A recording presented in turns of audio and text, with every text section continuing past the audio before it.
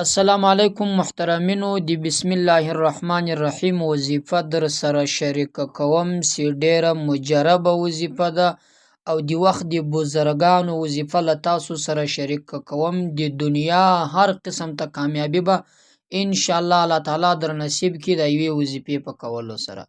که په دنیا کې ترقی غواړي په دنیا کې کامیابی غواړي او په آخرت کې کامیابی غواړي دغه یوه وظیفه عمل وکړي د دې یوې وظیفې ورد وکړي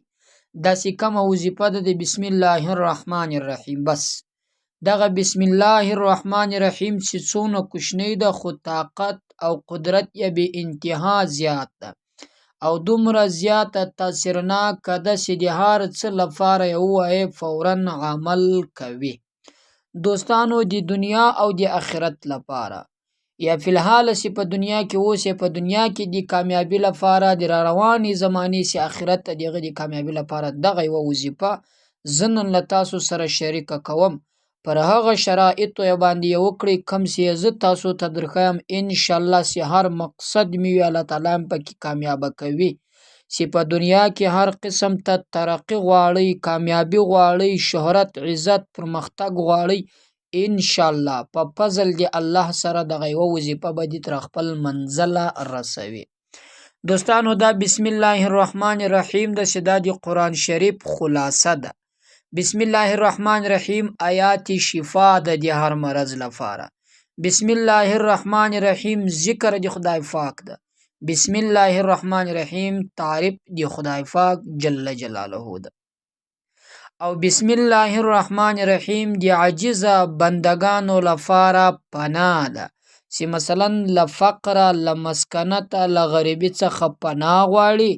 د بل لشر لظلم لواهم سه لدبدبې څخه پناه غواړي دغه بسم الله الرحمن الرحیم د ته پناه ورکوي او بسم الله الرحمن الرحیم دا د محبت یو نور ده بسم الله الرحمن الرحیم په دنیا کې هم انسان له هر قسم ته تکالیف وساتي په آخرت خودی بیخي ساتي که یو انسان په دنیا کې له مشکلاتو تکالیفو مصیبتو غمونو پریشانیو سره مخ وي دا یوه وظیفه دې کوي انشاءالله دا ټولې به الله تعالی په یوه بسم الله الرحمن الرحیم سره دفع کړي او بسم الله الرحمن الرحیم چې پر خوړونکي شي باندې انسان وایي په هغه کې برکت راځي بسم الله الرحمن الرحیم چې کور ته انسان ننوځي وایي په کور کې برکت راځي په کور کې د رزق تنګي ختمیږي په کور کې اتفاق او اتحاد زیاتیږي په کور کې محبت زیاتیږي بسم الله الرحمن الرحیم چې د هر هغه کار په سر کې وایي په کار کې برکت لیږي که دکانداری تجارت په هغه کې درته برکت لیږي او که یو بل داسې دنیا کاری په هغه کې بسم الله الرحمن الرحیم وایي دغه بسم الله الرحمن الرحیم چې د انسان په کاروبار او په دنیاوي په زندگی چې کم کاروبارونه دي کم دی څه کوي په غټولو کې الله تعالی ورته برکات اچوي بسم الله الرحمن الرحیم چې دا د رزق لپاره یو کامیابی یو بهترین عمل ده بسم الله الرحمن الرحیم د کامیابی لپاره یو ډیر غټ عمل او مجرب عمل ده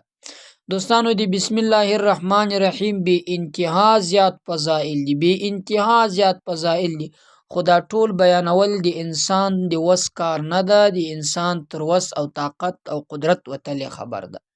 نو دوستانو هغه دی بسم الله الرحمن الرحیم سی کومه وظیفه ده کم یو ورد ده کم یې عمل ده کومه طریقه یې د هغه زه نن تاسو ته درښیم خو پر دغه شرایطو به ضرور برابر کوئ دوستانو دا بسم الله الرحمن الرحیم وظیفه دا د طریقه دا د اولین خو به 5 وخت لمونځ په پابندي سره کوشش وکړي په جماعت سره زنانه په کور کې خو که په جماعت سره وخت نو مثلا یا تاسو هغه ځای ته لاسرسی نه کېده یا په داسې ځای کې واسې ډیر مصروفه واست خو اولین کوشش وکړي په جماعت یې وکړي که نه بیا خو 5 وخت لمونځ دا ضرور یې وکړي قضایي هېڅکله مه پکې راولئ د انسان کامیابی سره د هغه په دې 5 لمونځو کې پرته ده که انسان خپل 5 لمونځونه پر وخت باندې کول انشاءالله د دنیا یو قسم ته ناکامي نشي راګرځولی په هر څه کې به دی کامیاب وي کله چې 5 وخت لمونځونه د ګوري دوستانو چې دا وظیفه کوئ له دې وظیفې سره دا 5 وخت لمونځ به تاسو ضرور کوئ وظیفه دا د 5 وخت لمونځونه دي له هر لمانځه نه بعد بسم الله الرحمن الرحیم 1500 واره په سر او پای کې 11 واره درود شریف، لغه نه بعد 1500 واره بسم الله الرحمن الرحیم. نو چې 15 لمونځونه دي 1500 واره وایس 25 واره به 2500 واره به پرسي 2.5 زره بسي. نو هر لمانځه نه بعد سی وایاس، لغه نه بعد دعا کوي او د دې وظیفې سی وکړي د بسم الله الرحمن الرحیم ثوابونه او اولیاء کرام او بزرګانو ته وربکي او ټول امت رسول الله صلی الله علیه وسلم ته وربکي. په دې کې بخل مکوي. کله چې می دا وظیفه له هر لمانځه نه بعد کوله، لغه نه بعد دعا ضرور کوي چې د څه په باب باندې دعا کوي هغه دعا وکي، ان شاء الله دعا مقبليږي د کم حاجت لپاره د کامیابی لپاره چې تاسو څه پزړه کې ول هغه دعا وکي له هر لمانځه نه بعد او له هر لمانځه نه بعد 1500 واره دا وظیفه. او که یو انسان مثلا مصروف ای لمانځه نه بعد فورا دا 1500 واره نسی ویلی، هغه ته مشکل نه ده، په روانه کې په ناسته کې ولاړه په هر څه باندې دغه وظیفه کولای شي. خو لمانځه نه فارغ شي روان هم یا کولای شي. لغه نه بعد یا خپل دعا له ځان سره وکي، الله ته دغه بسم الله پیش کړي چې الله دې په برکت سره ماته په دنیا کې کامیابی را نصیب کې، په دنیا کې مل ذلت له فقر مسکنت خواري څخه وساتي او د آخرت له مشکلاتو څخه هم یا الله دې بسم الله الرحمن الرحیم په برکت سره وساتي.